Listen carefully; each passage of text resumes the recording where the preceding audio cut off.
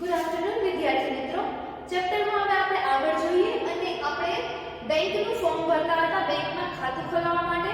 ચલો તો હવે આપણે અહીંયા સુધીની ડિટેલ્સ છે એ ફિલ કરતા શીખી લીધી છે. Mobile number, pin code, state એટલે કે રાજ્ય, બરાબર. હવે એના નીચેની આપણી વધારે અંગત માહિતીઓ છે જેને આપણે જોશું કે કેવી રીતે ભરવાની છે, બરાબર.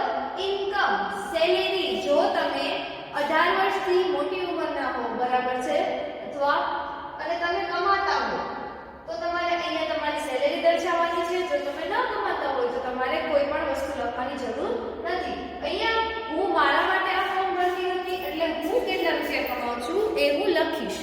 તો ચલો માની લો કે હું મારી સ્કૂલની સેલેરી માની લો 18,000 રૂપિયા છે, તો અહીંયા હું લખીશ 18,000, 18,000, બરાબર. હવે આ 18,000 રૂપિયા સ્કૂલ મને કઈ રીતે આપે છે, બરાબર છે. મંથલી, દર મહિને, એન્યુઅલી, દર વર્ષે.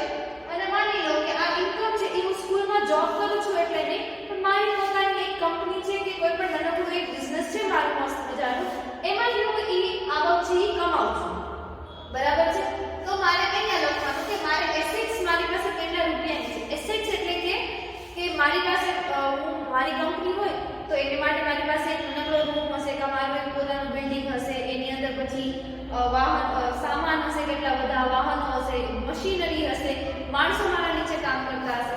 તો એની વેલ્યુ કેટલી છે એ વેલ્યુ મારે અહીંયા લખવાની થશે. હવે મને આ સેલેરી દર મહિને મળે છે એટલે હું મંથલી ઉપર ટિક કરીશ. હવે રિલિજિયન, ધર્મ, મારો ધર્મ કયો છે? હિન્દુ, મુસ્લિમ, ક્રિશ્ચિયન, શીખ કે કોઈ પણ અન્ય, બરાબર. બુદ્ધ, જૈન એ બધા અન્ય ધર્મોમાં. તો મારો ધર્મ હિન્દુ છે. Category general, OBC, SC, ST. તો આ જનરલ, ઓબીસી, એસસી, એસટી કોને લાગુ પડે?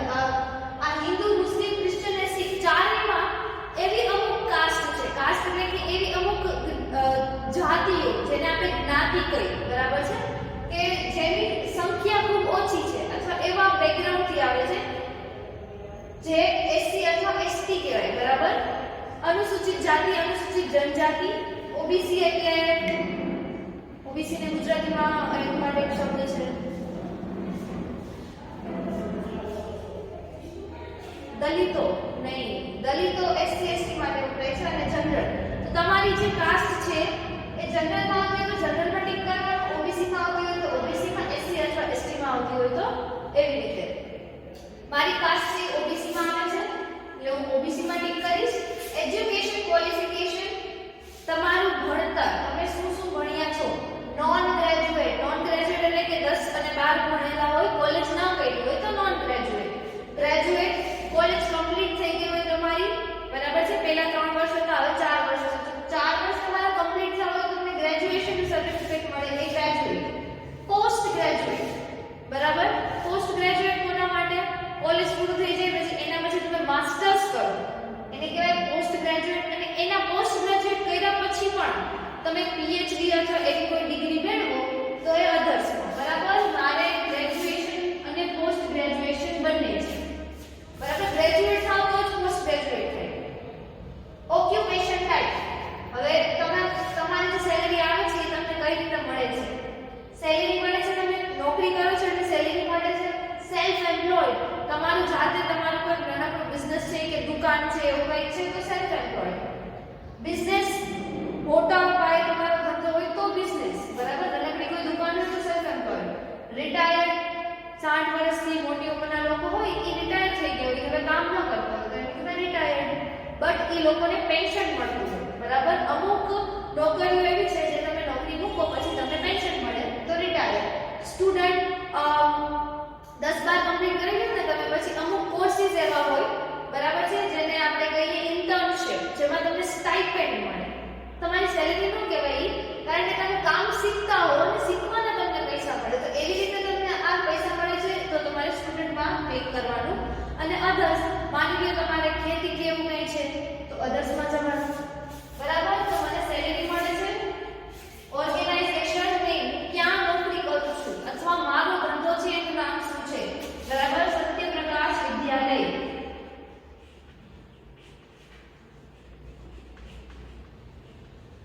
સૂર્યપ્રકાશ. ડેઝિગ્નેશન પ્રોફેશન, બરાબર, હું કયા પ્રોફેશનમાં છું, હું શું કામ કરું છું, હું એઝ અ ટીચર અહીંયા ડ્યુટી કરું છું, એટલે TEACHER. ડન. ચલો આગળ જોશું હવે.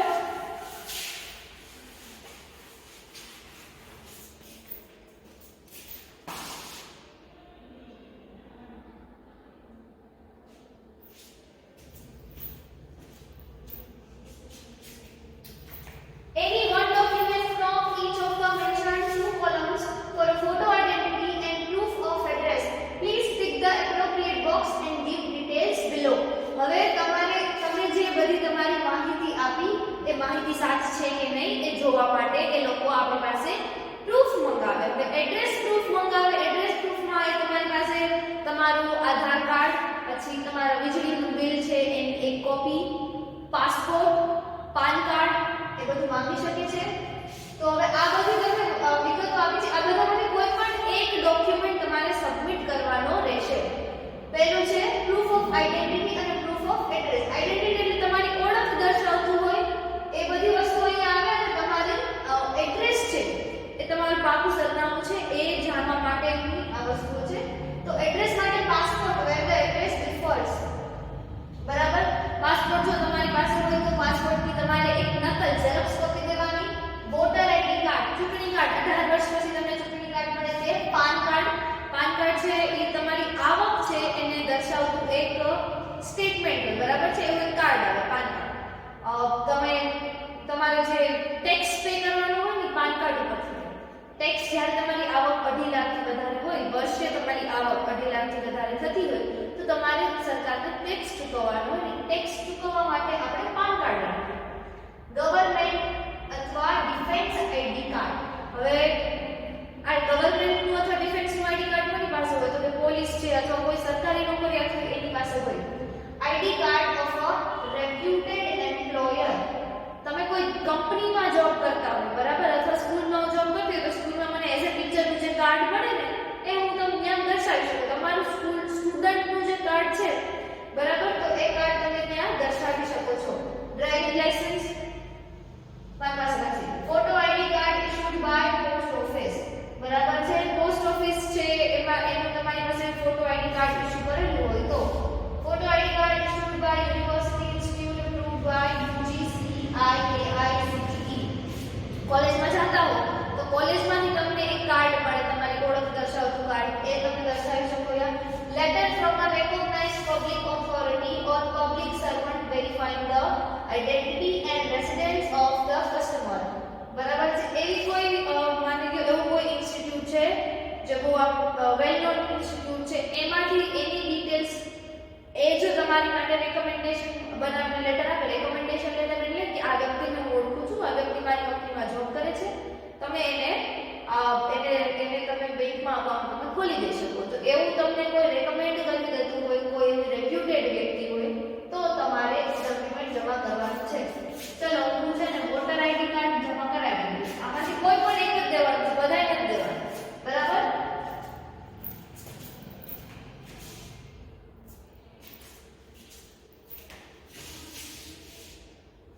ચલો, અને આમાં પ્રૂફ ઓફ એડ્રેસ માંથી કોઈ પણ એક દેવાનું છે કે તમારું જે એડ્રેસ છે એ પાકું છે એ જાણવા માટે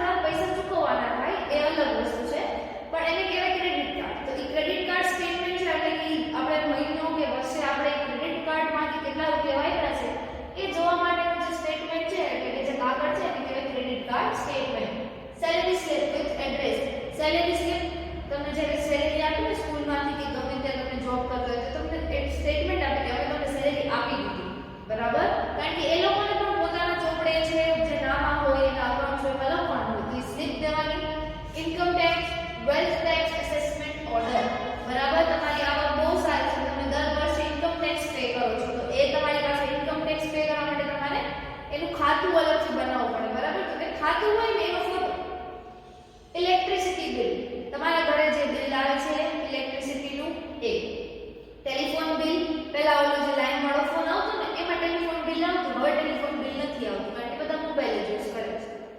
બેંક અકાઉન્ટ સ્ટેટમેન્ટ, બીજી કોઈ બેંકમાં તમારું અકાઉન્ટ છે યાનું સ્ટેટમેન્ટ એટલે કે એની પાસબુક હોય ને એનું પહેલું પાનું હોય ને એની ઝેરોક્સ. ચાલો, letter from a reputed employer, બરાબર? તમે જે કંપનીમાં, જે સ્કૂલમાં અથવા ગમે ત્યાં જ્યાં તમે નોકરી કરો છો એ તમારી સંસ્થા, બરાબર? XYZ જે હોય એની પાસેથી એક લેટર લઈ આવવાનો તમારા એડ્રેસ પ્રૂફનો. Letter from any recognised public authority, public authority કોને કહી શકીએ આપણે? તો સરકારી કચેરીઓ હોય, બરાબર છે? એનું કોઈ પણ એક એવો દસ્તાવેજ હોય જેમાં તમારું એડ્રેસ લખ્યું હોય એ વસ્તુ ચાલે. એમાં તમે આ લેટર ફ્રોમ રેકોગ્નાઇઝ્ડ પબ્લિક ઓથોરિટી છે ને એમાં તમારું PAN card, water ID card ચાલે. કારણ કે water ID card, PAN card છે કોણ સરકારે આપણને આપ્યું છે. રેશન કાર્ડ, રેશન કાર્ડ તો બધા પાસે હશે જ. એની xerox. Copies of registered lease and licence agreement, sale deed lease agreement, તમે રજા રાખી હોય ને એનું જે એગ્રીમેન્ટ હોય ને એની xerox. Certificate issued by warden of hostel of university or institute approved by UGCRA AICTE where the student reside. હવે તમે હોસ્ટેલમાં રહેતા હોય તો એ તમારું પાકું એડ્રેસ ન કહેવાય, બરાબર છે? તો તમે હોસ્ટેલમાં રહેતા હોય તો વોર્ડન છે હોસ્ટેલના જે સંચાલક હોય ને એની પાસેથી તમારે લેટર લઈ આવવાનું, એ લેટર તમારે બેંકમાં દઈ દેવાનું. For students residing with relatives, address proof of relatives along with their identity proof.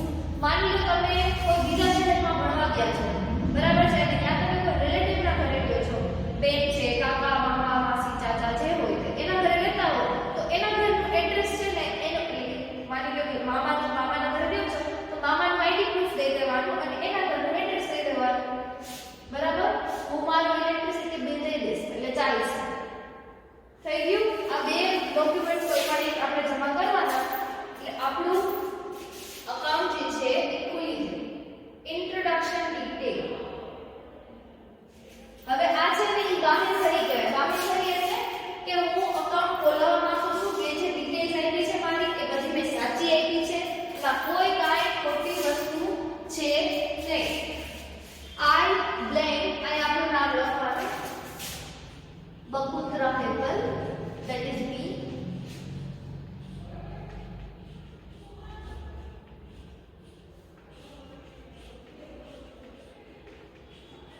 I Bhakutra Hetal, that is CIF number. CIF number bank છે ઈ આપણને આપે જ્યારે આપણું અકાઉન્ટ ખુલી જાય. Confirm that I am a holder of account number. આ બે વસ્તુ છે ને બેંક આપે આપણને એટલે ઈ ડિટેલ આપણે ન ભરવાની. Of student bank of India for the past blank months or years and personally know the applicant for more than blank months or years and confirm his or her their identity and address as stated above.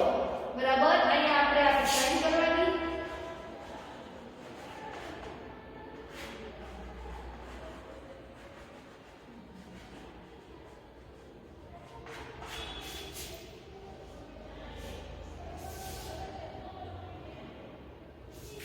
હવે અહીંયા sine કોણ કરી દે કે માની લો કે જે વ્યક્તિ આપણા માટે બાહેંધરી આપતું હોય ને એને આપણી સાઈન કરી દેવાની,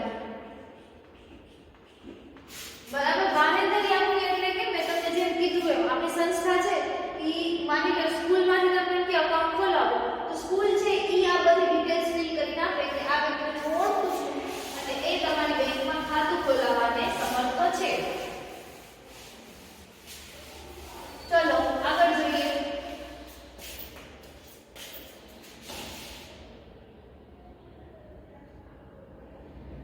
Work in pairs. Lakshman prepared a set of cards to show how to make lemon sharbat, but he forgot to write the instructions for each card. Write the instructions in the blanks.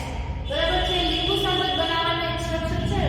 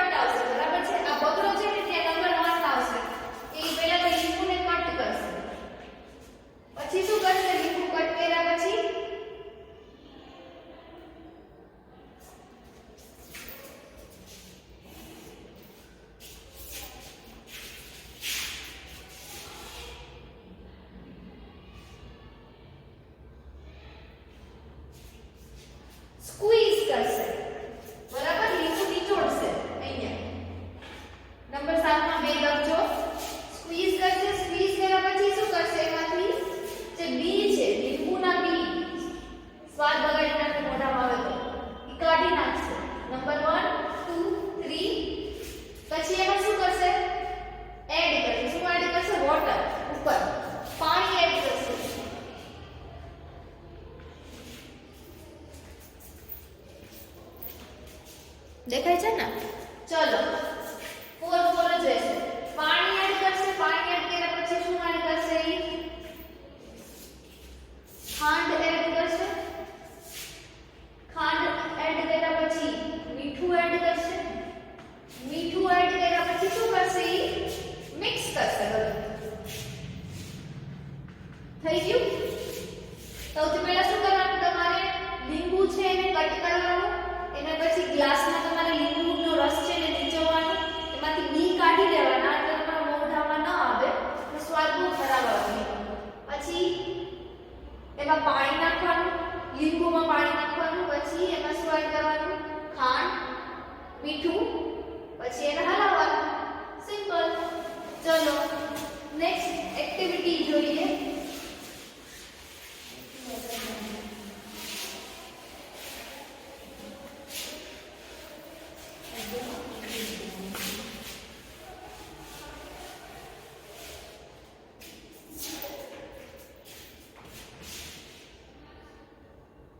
Arrange the sentences. Read the process of lemon sharbat. Lakshman poured some water in the glass. પછી એને શું કર્યું? Lakshman cut the lemon. પછી શું કર્યું એને? લક્ષ્મણે lemon cut કર્યું. પછી લક્ષ્મણ squeezed the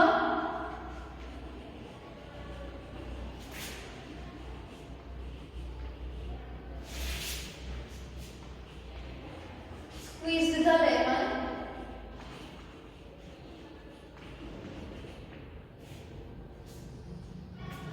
પછી લક્ષ્મણ removed the seeds. બી કાઢી નાખ્યા. હટાવો એટલે remove કરું. remove the seeds. પછી લક્ષ્મણ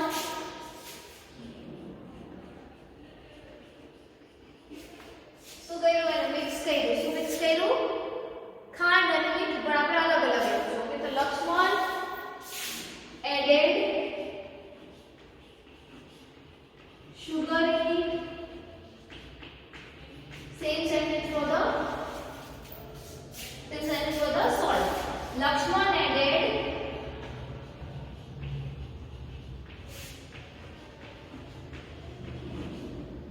salt in it.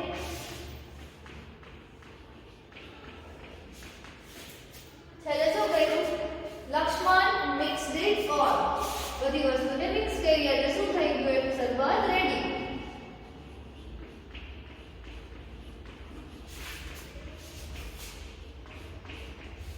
ચલો લખી લેજો. પોઝ કરીને વિડિયો. હું આગળ વધીશ હવે.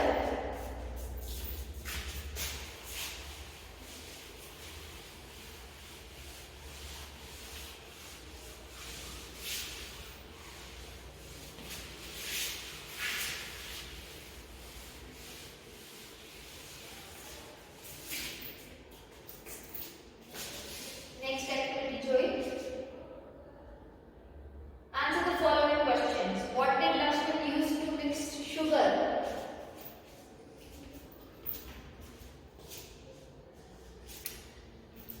Sugar ને mix કરવા માટે લક્ષ્મણે શું યુઝ કર્યું? Lakshman used the spoon.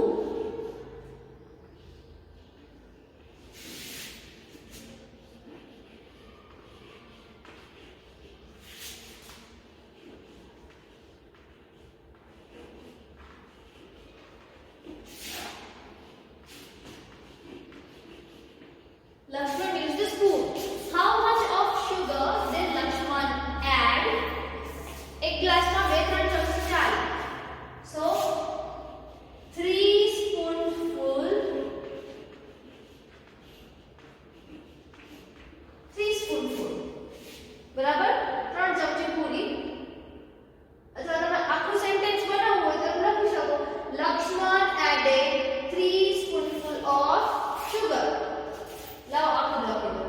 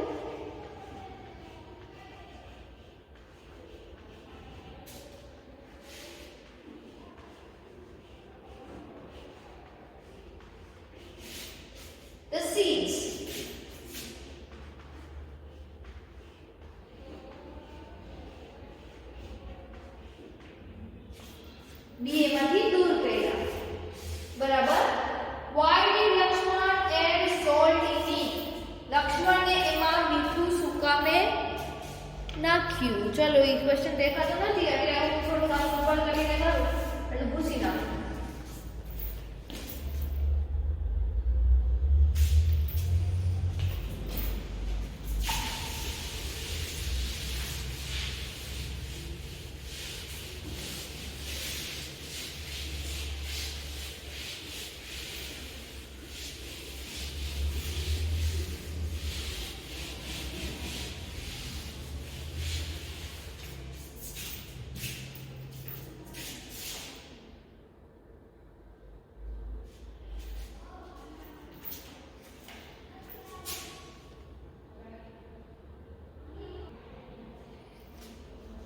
Why did Lakshman add salt in it? મીઠું શું કામે નાખી કે જે ખટાશ છે લીંબુની ઈ બેલેન્સ કરવા માટે.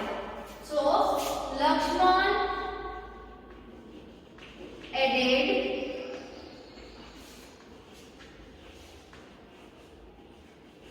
salt to balance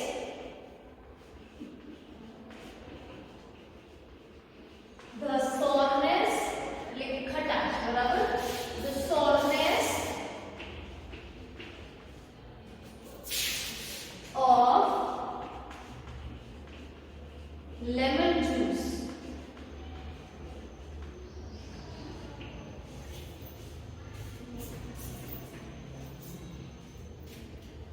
બરાબર.